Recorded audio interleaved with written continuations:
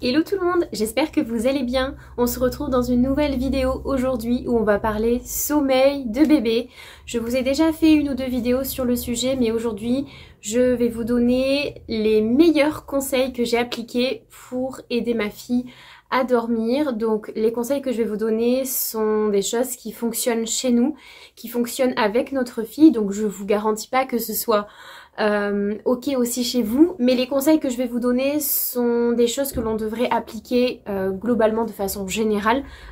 C'est pour moi des conseils de base, donc j'espère que vous allez trouver votre bonheur dans cette vidéo. Mais avant d'entrer dans le vif du sujet, si ce n'est pas encore fait, je vous invite à vous abonner à ma chaîne, ça me ferait super plaisir que vous souteniez le temps que je passe ici sur cette plateforme avec vous, à papoter, à vous partager 1001 astuces de maman. Pour celles et ceux qui ne me connaissent pas, je m'appelle Mélissa, j'ai 29 ans à l'heure où je vous parle et je suis la maman d'une petite fille qui s'appelle Elena, qui est pleine de vie, pleine de joie et dont le sommeil n'a pas toujours été parfait. Il ne l'est pas encore aujourd'hui et il ne le sera encore certainement pas pendant de nombreuses années et c'est tout à fait normal parce que notre sommeil à nous n'est pas parfait non plus. Je vous rappelle que je ne suis ni médecin, ni consultante en sommeil ou quoi que ce soit d'autre. Je suis juste une maman qui vous partage ses expériences et ses ressentis. Les conseils que je vais vous donner ici sont donc des conseils de base que j'ai regroupés en 6 points principaux. Donc c'est parti. Le premier conseil, c'est de réguler les journées de bébé. Donc il faut les rythmer entre balades, sorties, siestes, moments de calme, moments où on décharge ses émotions, etc. Je crois que c'est vraiment une des clés qu'il ne faut pas négliger. Le sommeil de bébé ne doit pas être regardé seulement au moment du coucher, mais doit être analysé de façon globale tout au long de la journée. Je pense que les bébés, comme nous, de façon globale en tant qu'être humain, on a besoin d'avoir des journées équilibrées, des moments d'activité, des moments de calme et je pense qu'il faut osciller entre toutes ces périodes dans la journée pour faire en sorte que bébé ait une journée stable, équilibrée pour réguler ses émotions, son énergie et faire en sorte que le soir il soit amené vers un sommeil tout en douceur. Donc pour ce conseil, essayez de revoir un petit peu vos journées avec bébé. Posez-vous les bonnes questions, demandez-vous si bébé prend assez l'air, s'il se dépense assez, s'il participe à des activités assez stimulantes pour lui. Peut-être qu'il a besoin de se dépenser un petit peu plus et pour ça, essayez de revoir du coup votre organisation du quotidien en fonction de votre travail, en fonction de vos temps libres avec lui, etc. Le deuxième conseil va de soi, mais établissez une routine du dodo, un rituel du dodo. Établissez une routine constante et un vrai rituel du dodo. Alors oui, c'est un conseil que l'on vous donne tout le temps. C'est un conseil que j'ai reçu énormément de fois.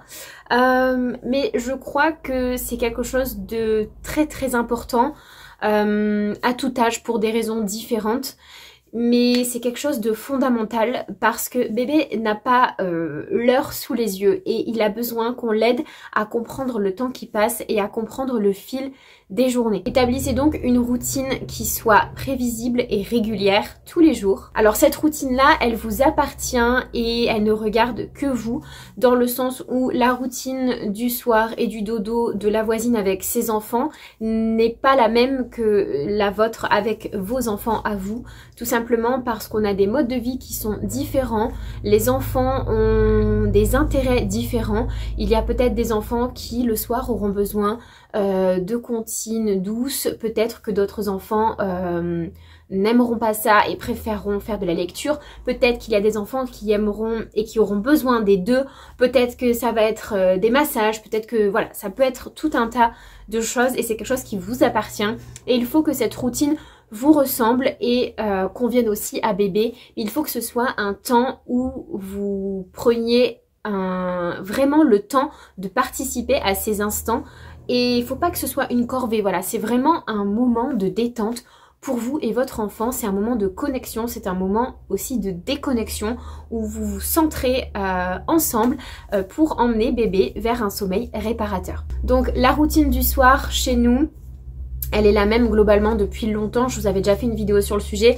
Il y a peut-être des petites choses qui ont changé à voir avec l'ancienne vidéo, mais aujourd'hui et depuis très longtemps, on est sur un repas à table à 18h30, 18h45. Ensuite, on débarrasse et on prépare la chambre, voilà, son environnement du soir, on ferme les volets, etc. On prépare la douche. Ensuite, elle prend sa douche vers 19h15, 19h30 maximum. Une fois que ma fille est douchée, on fait un petit massage avec de la crème et principalement un massage des petits pieds, elle adore ça. Et ensuite, on va au canapé avec un livre ou deux, son biberon de lait maternel, on met de la musique douce et on prend un temps d'échange comme ça où on discute, où je lui raconte sa journée, où je reviens sur des moments forts s'il y a besoin de discuter de quelque chose qui s'est passé, etc. Et une fois que ça c'est fait, eh ben, on prend le temps de lire une histoire ou deux. Ou pas, si ma fille est fatiguée, elle va s'endormir avant l'histoire et c'est tout à fait ok. Hein. Quand le bébé est fatigué, on écourte la routine du dodo, on va pas forcément aller jusqu'au bout, on respecte le sommeil et les signes de sommeil de bébé. Et souvent, s'il y a besoin, on fait un petit massage des mains, donc elle le sait, elle me tend les mains comme ça et moi je lui masse un petit peu la paume, les doigts, etc. Et si par hasard je m'arrête et qu'elle a envie de continuer, elle va m'attraper ma main pour me faire comprendre qu'elle veut continuer son petit massage. Ça c'est un truc qui l'aide énormément à dormir, elle adore les petites papouilles dans les mains, c'est quelque chose de très efficace chez nous. Et ensuite 20h, 20h15, le dodo au lit et voilà, c'est parti pour la nuit. Plus ou moins longue, ça dépend des jours, hein. Comme je vous dis, le sommeil n'est pas parfait chez nous non plus. Mais voilà, il y a des petites choses qui nous aident au quotidien. Ensuite, le conseil numéro 3, c'est de favoriser un environnement de sommeil optimal. Lumière tamisée, ambiance calme à la maison le soir, etc. On favorise la sécrétion de mélatonine. Et surtout, on essaye de faire en sorte de coucher bébé quand la maison est propre et rangée, de préférence. Principalement dans sa chambre du coup quand les jouets sont en ordre. Tout simplement parce que selon les principes du Feng Shui, un environnement harmonieux, propre et rangé peut influencer positivement l'énergie du Qi et donc impacter directement le bien-être, le sommeil, les énergies, etc. Ça va réduire le stress, l'agitation. Ça va favoriser une circulation des énergies beaucoup plus fluide et ça va éliminer les interférences énergétiques. Essayez, vous verrez, globalement, vous allez mieux dormir dans votre chambre si tout est clean plutôt que si tout est en bazar. Voilà, à la maison, j'essaye vraiment de faire en sorte que tout soit clean au moment où on se couche, déjà parce qu'on dort mieux et parce que le matin aussi quand on se réveille, c'est quand même vachement plus agréable de se lever dans un environnement propre, rangé, organisé, surtout quand on a passé une mauvaise nuit et qu'on est un petit peu pressé le matin, voilà, c'est quand même vachement plus cool. Quatrième conseil, soignez l'alimentation de bébé et ce, pas seulement le soir mais vraiment au cours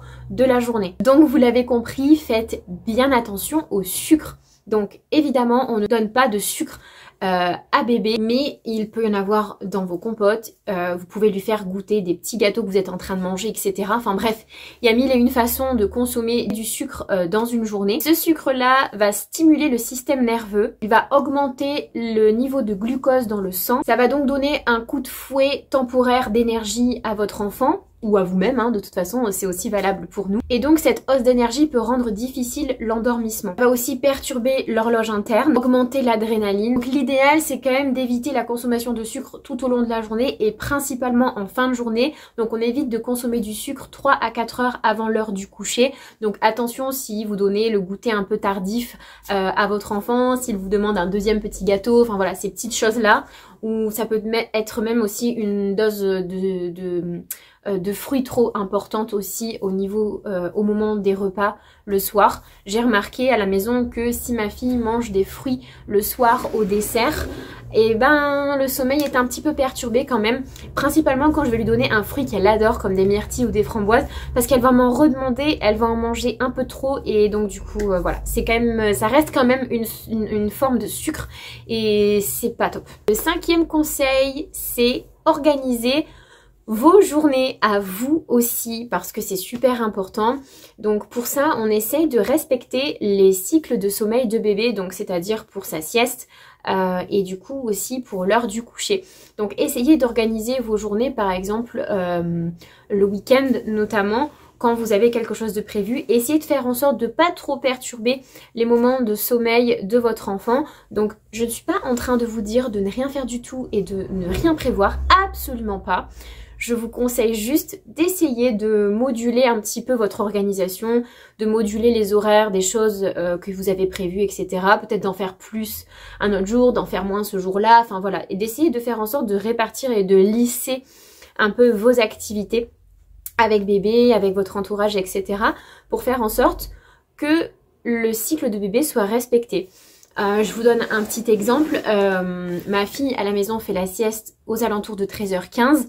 Si on nous propose une sortie au parc à 14h à côté de la maison, on va refuser tout simplement parce que ça tombe en plein milieu de la sieste de ma fille. Par contre, si on nous propose une sortie dans un endroit qui se trouve à, je sais pas moi, 45 minutes, 1 heure de route à 14h, et ben peut-être que là, on va accepter tout simplement parce qu'on va faire en sorte d'être en voiture à 13h et que je sais que ma fille va dormir sur la route. Donc voilà, il y a des choses à penser, des petites choses à mettre en place qui peuvent vous aider, notamment bah voilà, si vous prévoyez quelque chose un peu loin de chez vous et que vous prenez la route en toute fin de journée juste avant l'heure du repas et vous savez que votre bébé va dormir sur la route, ça risque de perturber son endormissement le soir. Donc voilà, essayez de prendre en compte tous ces petits facteurs là pour faire en sorte de vous organiser au mieux pour que le quotidien soit confortable pour bébé mais aussi pour vous, parce que vous aussi vous êtes un membre de cette famille et vous comptez. Mon 6e et dernier conseil, et je dirais même le conseil bonus que j'aimerais vous donner, c'est prenez soin de votre sommeil à vous. Pourquoi? Et bien tout simplement parce que si vous êtes reposé, si vous vous sentez bien, si vous êtes en forme, vous êtes de meilleure humeur, vous avez une meilleure énergie et si vous transmettez de meilleures énergies à bébé, il va globalement se sentir mieux, se sentir plus apaisé et donc ça va favoriser tout le déroulement de sa journée jusqu'au moment du dodo et donc le soir ce sera beaucoup plus facile si les énergies sont plus fluides, sont plus calmes, sont plus sereines à la maison. Alors bien évidemment les conseils que je vous donne ici sont à adapter en fonction de votre mode de vie, en fonction de votre quotidien. Ne venez pas me dire que vous pouvez pas faire ci ou que vous pouvez pas faire ça, parce que tout simplement je vous répondrai que vous pouvez prendre et laisser les conseils que je vous donne, mais globalement ce sont des conseils de base qui fonctionnent bien chez nous. Donc voilà, si vous avez d'autres conseils efficaces, n'hésitez pas à me les laisser en commentaire, je serai ravie de vous lire. Si vous avez des questions aussi, n'hésitez pas. Et encore une fois, ça ne vous prendra qu'une seule seconde de cliquer sur s'abonner juste en dessous. Et ça me ferait super plaisir que vous souteniez le temps que je passe ici avec vous. Voilà, c'est la fin de cette vidéo. Je vous dis à très vite. Ça fait 20 fois que je reprends le fil de cette vidéo parce que j'arrête pas de bégayer, j'arrête pas de bugger. Je sais pas où j'ai la tête, mais c'est une catastrophe aujourd'hui. Bon, je reprends.